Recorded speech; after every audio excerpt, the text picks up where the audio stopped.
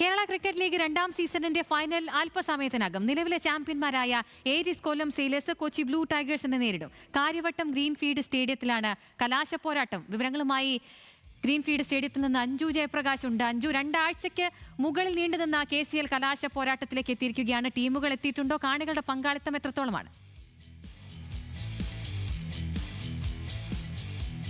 അഖില, പുതിയ ചാമ്പ്യന്മാർ ഉണ്ടാകുമോ എന്നൊരു കാത്തിരിപ്പിലാണുള്ളത് കേരളക്കരയാകെ. KCL സീസൺ 2-ൽ നിലവിലെ ചാമ്പ്യന്മാരായ കൊല്ലത്തിൽ നിന്ന് കപ്പ് കൊച്ചി കൊണ്ടുപോകുമോ എന്ന കാത്തിരിപ്പ് കൂടിയുണ്ട്. അഥവാ കൊല്ലം തങ്ങളുടെ സ്വപ്നം നിലനിർത്തുമോ എന്നതുകൂടി കാത്തിരുന്ന് കാണണം. എന്തായാലും നമുക്കൊപ്പം ഉള്ളത് കൊച്ചിയുടെ സ്വന്തം, നീലപ്പടയുടെ സ്വന്തം ഓണറായിട്ടുള്ള സുഭാഷ് മാനുവൽ ആണ്. സർ, നമസ്കാരം. എത്രത്തോളാണ് പ്രതീക്ഷ? തീർച്ചയായിട്ടും നമ്മളിപ്പം ലീഗ് സ്റ്റേജ് കളിച്ചു വന്നതനുസരിച്ച് ദേ ഡിസേർവ് ഇറ്റ്. നന്നായിട്ട് എല്ലാവരും കളിച്ചിട്ടുണ്ട്.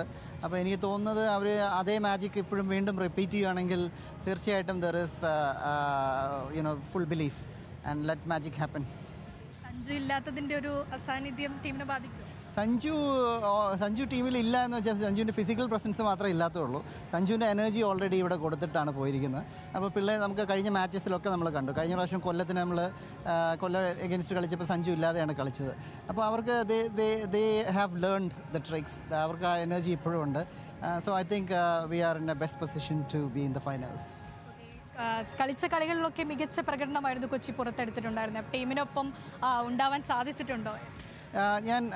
ഞാനും ബേസിക്കലി ക്രിക്കറ്റ് കളിക്കുന്ന ഒരാളാണ്. അപ്പോൾ ഞങ്ങളുടെ UK ടീം ഒരു അമച്വർ വേൾഡ് കപ്പ് ഉണ്ടായിരുന്നു. അപ്പോൾ ഞാൻ അതിൻ്റെ ക്യാപ്റ്റനായിട്ട് ഞങ്ങൾ കളിക്കാൻ പോയിരിക്കുക. ഞങ്ങൾ അതിൽ വിൻ ചെയ്തു.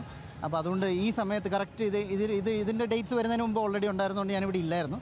ഞാനിപ്പോൾ ഇന്ന് രാവിലെ സെമി ജയിച്ചു കഴിഞ്ഞപ്പം സെമി ഞാൻ അവരോട് പറഞ്ഞു എനിക്ക് തന്ന ഇൻവിറ്റേഷനാണിത്. അപ്പം താങ്ക്സ് പറഞ്ഞു. അതുപോലെ ഇന്ന് രാവിലെ ഞാൻ എത്തിയതാണ്. ഓക്കെ, പാലയിൽ നിന്ന് UK പടർന്ന് പന്തലിച്ച് നിൽക്കുന്ന ആൾ, അഭിഭാഷകനാണ്. സിനിമയിലും ഒരു കൈ ചുവട് വെക്കുന്നുണ്ട്. എന്തുകൊണ്ടായിരിക്കും നീലപ്പടയെ സ്വന്തമാക്കിയത്, അല്ലെങ്കിൽ എന്തുകൊണ്ടായിരിക്കും നീലപ്പട എന്ന് ചോദിച്ചത്? ഞാൻ ക്രിക്കറ്റ് കളിക്കുന്ന ഒരാളാണ്. അവിടെ UK കളിക്കുന്നു. അങ്ങനെ MS ധോണിയാണ് നമ്മുടെ ബ്രാൻഡ് അംബാസഡർ.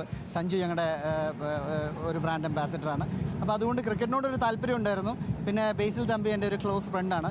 അപ്പം ബേസിൽ തമ്പിയാണ് ഇത് ആദ്യം എന്നെ ഈ KCL കുറിച്ച് പറയുന്നത്. അങ്ങനെ ആ ഒരു ഇതിലാണ് ഞങ്ങൾ ടീം എടുക്കാമെന്ന് തീരുമാനിക്കും. പിന്നെ അത് നാച്ചുറലായിട്ട് വന്നൊരു കാര്യമാണ്. ക്രിക്കറ്റിനോടുള്ളൊരു താല്പര്യം കൊണ്ടും പിന്നെ ഒത്തിരി ആൾക്കാർക്ക് ഒരു ഓപ്പർച്യൂണിറ്റി കിട്ടുന്ന ഒരു ഇപ്പോൾ തന്നെ എല്ലാ ഫ്രാഞ്ചൈസീസും 10 കോടി രൂപ എടുത്തപ്പോൾ 2 സീസൺ കൊണ്ട് ഇൻവെസ്റ്റ് ചെയ്ത് കഴിഞ്ഞു. പക്ഷേ അതിൻ്റെ ബെനിഫിറ്റ്സ് എല്ലാം നമ്മുടെ ഈ കേരളത്തിൽ കളിക്കുന്ന പിള്ളേർക്കാണ് കിട്ടുന്നത്. അപ്പോൾ അത്രയും സോഷ്യൽ കമ്മിറ്റ്മെൻ്റ് ഉള്ളൊരു ബിസിനസ്സുമാണ്, ഒരു ഓപ്പർച്യൂണിറ്റി ആയതുകൊണ്ടാണ് ഇതിലേക്ക് വന്നത്.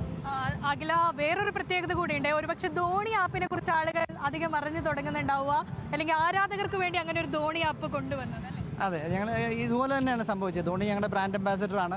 അപ്പോൾ ഞങ്ങളുടെ ഇങ്ങനൊരു പ്രോജക്റ്റ്, എന്തുകൊണ്ട് ധോണി ഫാൻസിന് വേണ്ടി എക്സ്ക്ലൂസീവായിട്ടുള്ള കുറേ വീഡിയോസും കാര്യങ്ങളും ഒക്കെ ഇൻട്രാക്ട് ചെയ്യാനുള്ള ഒരു ഓപ്പർച്യൂണിറ്റി നല്ലതല്ലേ എന്നിങ്ങനെ ഡിസ്കസ് ചെയ്തപ്പോൾ അദ്ദേഹം തന്നെയാണ് അത് വളരെ സന്തോഷത്തോടെ അന്ന് നമുക്ക് ചെയ്യാമെന്ന് പറഞ്ഞ് മുമ്പോട്ട് വന്ന് അങ്ങനെയാണ് ധോണി ആപ്പ് സംഭവിച്ചത്.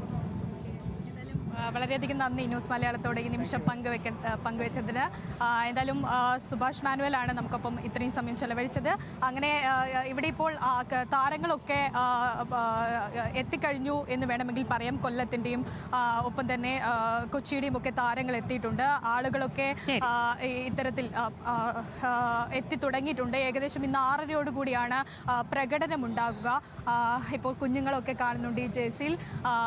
ഇങ്ങനെ നിരവധി ആളുകൾ എത്തിത്തുടങ്ങും. രണ്ടാം സീസണിന്റെ ഫൈനൽ പോരാട്ടമാണ്. അവിടെ നിന്നുള്ള വിവരങ്ങളാണ് അഞ്ജു ജയപ്രകാശ് നൽകിയത്.